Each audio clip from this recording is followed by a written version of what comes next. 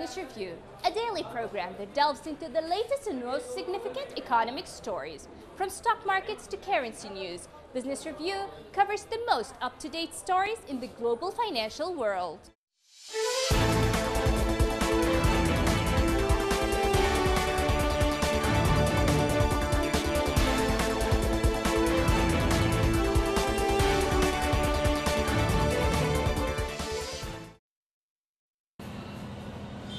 Kak and Mamoul, which are considered fruit of the feast for the Palestinians, are being prepared with huge quantities, especially in the final days of the month of Ramadan, in preparation for kneading and baking on Eid nights, as they are prepared in circular and tablet forms filled with dates and nuts. The price of Kak and Mamoul varies from 17 to 50 shekels per kilo, depending on the type of filling used. Still, Mamoul and Kak are one of the most prominent manifestations of celebration and joy associated with Eid al-Fitr, despite the harsh economic conditions that the Palestinians are going through. As for Kak and Mamoul, the purchase movement abounds on them during Eid and happy occasions, when people want them a lot. It's an ancient heritage that we have here in Palestine, and there are many types of Kak and Mamoul. Some are stuffed with nuts, dates or halqum. The demand increases a few days before Eid, where we start preparations for the Eid purchase. This is a habit followed from a long time ago. In every home there must be kak. If not made, then bought from pastry bakeries. But they must be present, especially in the holiday season. This delicious soft dessert spreads in all regions of Palestine.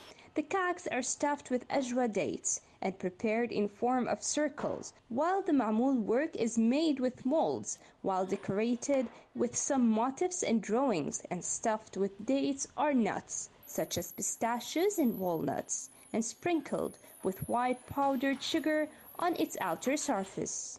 In spite of the prevalence of kak and mamoul at home, where family members gather to make it, there is a large category of the spectrum of the Gazan society that buy ready-made from public markets, candy stores, or women's associations for processing of popular foods. The kak and Mamoul bakeries in Gaza have many advantages. Not only provide delicious sweets to the Gazan community, but they occupy the hands of many workers. The bakeries offer all kinds of kaks that are served to people, as they constitute an additional income for the bakeries, as people are very popular with them. Kak and Mamoul are one of the traditional things that are a great deal in Eid especially. Many people rush to the bakeries these days to buy their kaks, and this sale revives the economy these days a lot. It turns out that the demand of Palestinian families to make or buy kak and mamoul led them to make huge quantities, especially on Eid al-Fitr, as the demand for it on this occasion increases, despite the fact that it is not interrupted from markets throughout the year. For KTV2, this is Business Review Program, Yumna Syed, Gaza, Palestine.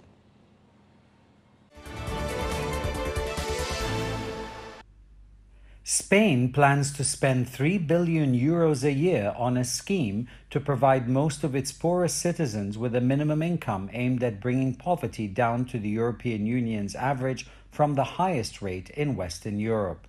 Social Security Minister José Luis Escrivá said the cabinet is expected to approve the first nationwide non-universal income support program designed to reach 850,000 households or 2.5 million Spaniards.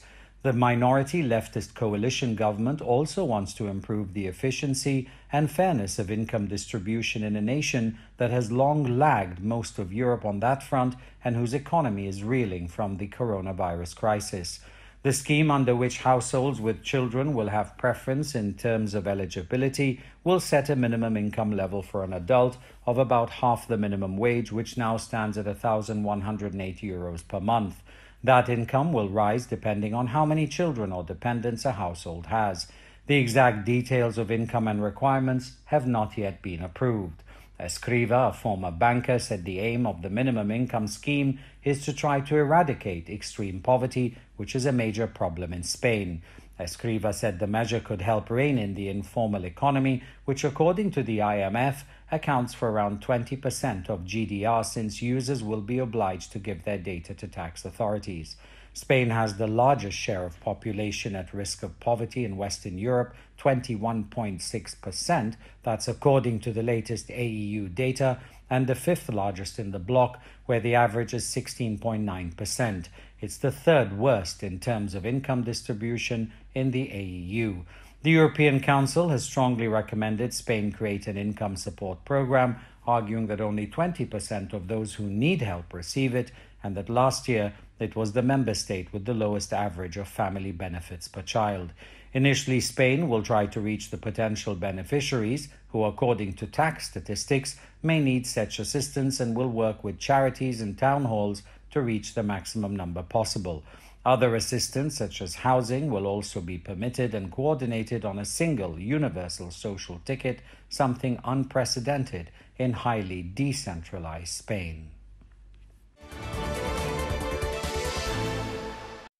The Scottish Government announced Scottish schools will reopen in August, although at first children will spend around half their time learning at home and half at school in smaller classes to help prevent the spread of the coronavirus.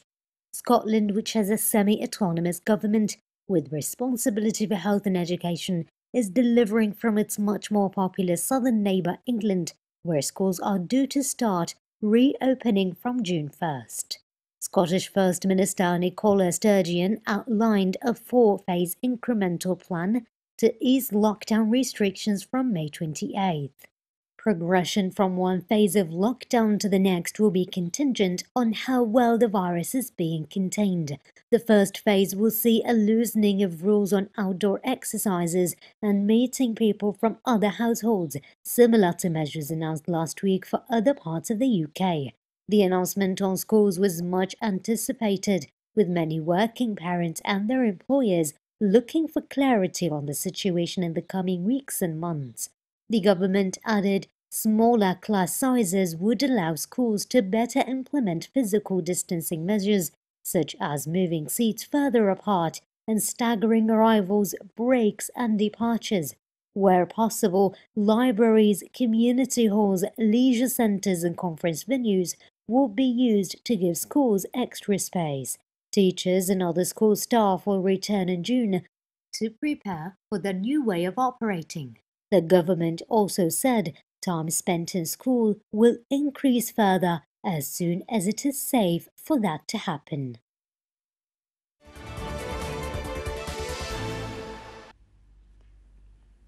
With lockdown measures more relaxed, social lives are slowly becoming possible. Restaurants, bars, gigs, and museums beckon, but as we take our first cautious steps back into the wider world, we are finding it transformed. Gone are restaurants so busy that you have to wait for service or the check. Now, in the coronavirus era, social distancing has made eating out a very different experience. At Da Enzo's in Rome, waiters no longer hand out menus, but hold up a scan code. Customers point their smartphones at it, and menus pop up on the screen with the day's specialities. In the Netherlands, dining companions from the same household might eat right a candlelit table inside a small glass booth on the banks of an Amsterdam canal, a concept being tried out by ETEN restaurant. If that doesn't appeal, diners can try eating with a see-through lampshade on their heads, created by French designer Christophe Guernion for the restaurant owners who want to protect customers from the virus. Other designs on the market resemble visitor booths in prisons, Guernion said, prompting him to create a cylinder of transparent plastic that hangs from the ceiling, much like a lampshade. Want to catch a movie after dinner, but your local cinema is closed under lockdown rules? Drive-in cinemas are seeing a revival, popping up in Lithuania, Dubai, and the United States. On the Côte d'Azur in Cannes, you can drive to Palm Beach and watch from the comfort of your own car. If clubbing is your thing, Germans got the party started with a drive-in rave in the car park of Club Index in the town of Schutorf near the Dutch border. Clubbers, limited to 2 per car, parked in rows in front of a DJ and hopped around to the beats while respecting government-imposed social distancing measures. Lasers, glow sticks, confetti, and a whole lot of horn honking set the mood as people celebrated their newfound freedom. And forget lockdown beards and daytime pajamas. Soon there will be no more excuses for the Robinson Crusoe quarantine look. Designers from Lebanon to China to Nigeria are creating extraordinary face masks and protective clothing. In Belgium, deaf people are calling for transparent masks to allow them to communicate with others. And at the Royal Volue Institute in Brussels, a special needs school, teachers are sewing masks that contain a transparent window to show the mouth, which can be especially important for children with autism. Belgium, like other European countries, is slowly coming out of lockdown as the wave of transmission of the virus eases, but donning masks is new to much of the population. Here, like elsewhere, people are having to adapt to get protective gear which suits their needs and their return to daily life.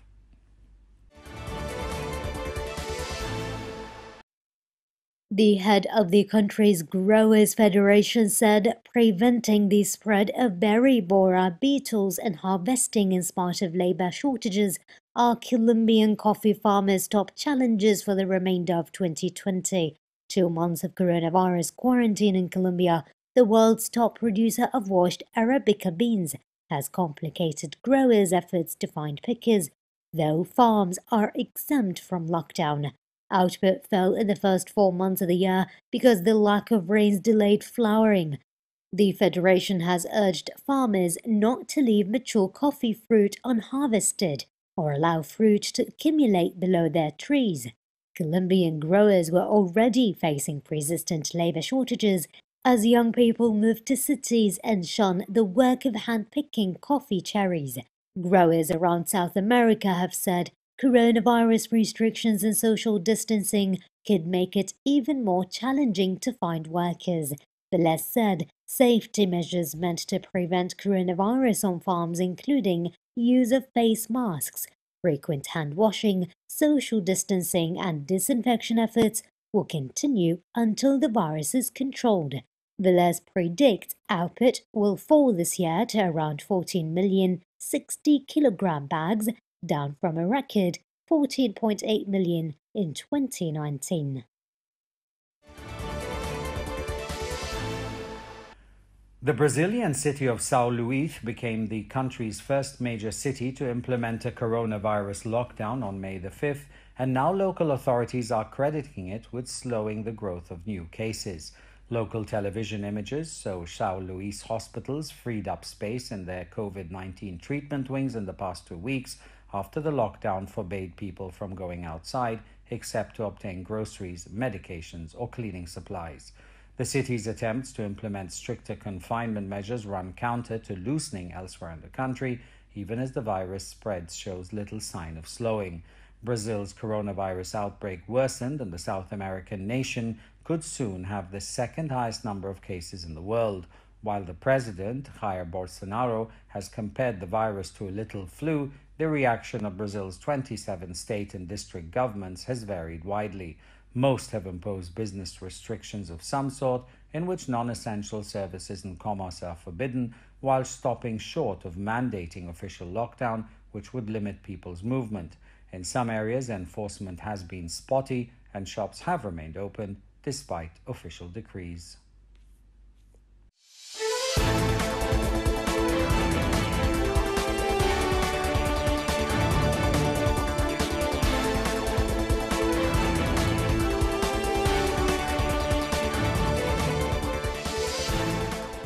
This has been Business Review, your daily source for the most critical stories in the financial world. Tune in next time for the latest financial news impacting the world economy.